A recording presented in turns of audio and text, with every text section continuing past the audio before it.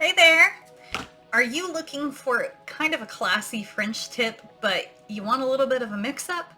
Well, today I'm going to show you how to do this look right here, and I don't really know what to call it, so I'm calling it the matte shiny French look. So if you like what this looks like, let's get started.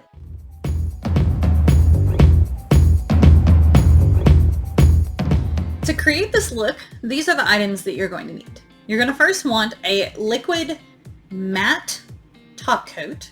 So make sure it is matte or this won't work for you. You're going to want the nail strip that you want to create this look with. I did not have a Midnight in Manhattan. That's the one I was going to use, which is black. So I'm going to be using Made in Milan, which is a very dark color that almost looks black, but it has a little bit of a reddish brown tint. It'll give the same effect. I'm using painter's tape. I'm sure that there are other tapes that would work pretty well too. Maybe some masking tape, which is that kind of brownish tan color tape would probably work, but I'm going to be using painter's tape. And then you're also going to want a 5/8 inch circle punch. Wow, that's really, the light is not liking this. Anyway, 5/8 inch circle punch. And those are the 4 items we're going to use today to create this look. So let's get started. Now our first step, we're going to put on the nail strip. So nothing too crazy about that. If you need help with applying solids, I will put a link right here to my solids and overlays application video if you need it. But we're going to just go ahead and speed through and apply this nail strip real quick.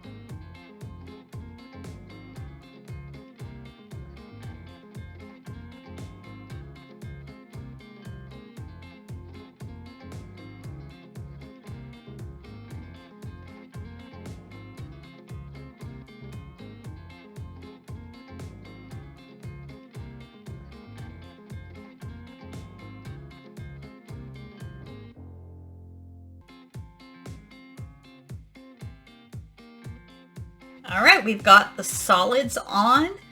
I have them looking nice and pretty, and we are ready for the next step. So what is the next step? Well, you want your punch and your tape. Now, go ahead and we're gonna kind of make some little, basically, guides. Give me a second to get my tape. Okay, so I didn't mention in the beginning that you need scissors, but I recommend it. You don't have to, you can use your hands. So what we're gonna do is we're gonna take our circle punch, and we're gonna punch out a shape here, and it's sticking. So hang on. All right, so we just learned a valuable lesson. Full disclosure on the tape thing. It is very sticky, and it is wanting to get stuck to my punch.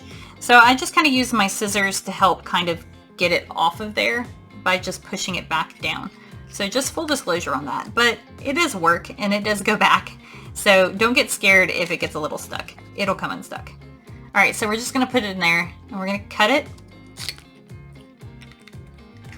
And then see, it got stuck, but it popped back. So all is well. Okay. So what we're gonna do is we're going to kind of make guides of where we want the shiny part of the French tip to be. So I'm going to go ahead and make my little guide here. Like so. We're going to try to angle it down like that. Okay? So this is a guide to make sure that we are not getting the matte part on this. So I'm just kind of pinching it, and I'm going to smooth it down really well, and then also smooth it down to the sides of my fingers. This is going to keep it in place. So I'm going to repeat that process over here.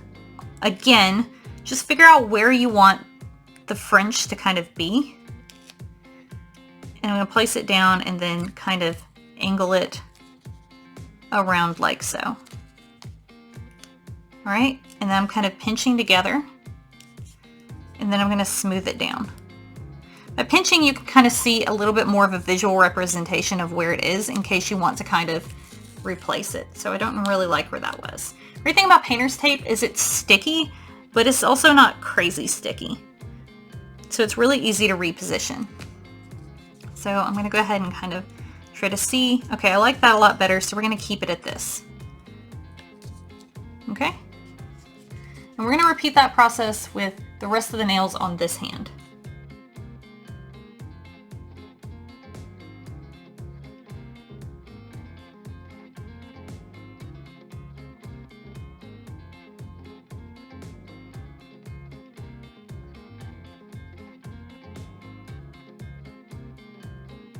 Here we are on the next step. So what you're going to want to do is you're going to want to make sure that this is smoothed down as flush as possible to the sides of your nails here and to the top. If you have a rubber cuticle stick, you can use that to help make sure everything is smoothed down. That's going to be super important to not get the matte on the tiny. And then you're going to take your matte coat and you're just going to paint over the top like normal.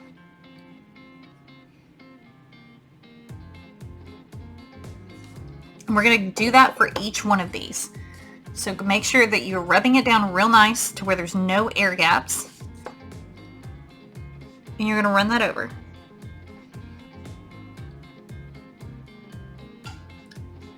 Alright, I would personally go ahead and take off the painter's tape as soon as you can after that, so that the liquid coat doesn't actually dry to it. I'm going to finish up the rest of these.